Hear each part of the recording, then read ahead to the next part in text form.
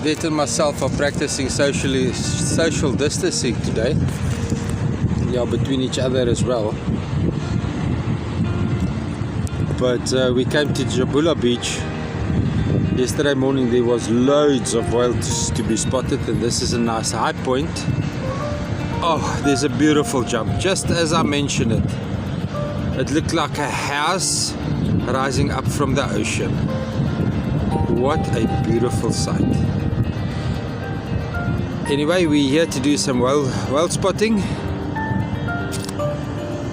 and it seems to be with, wow, Jabula Beach, St. Lucia Estuary, Isimangaliso Wetland Park, South Africa.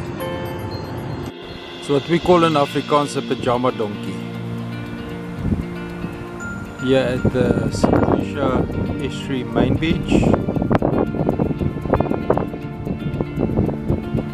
Wind is blowing, but wildlife came out to play. Ample whales at Jabula Beach.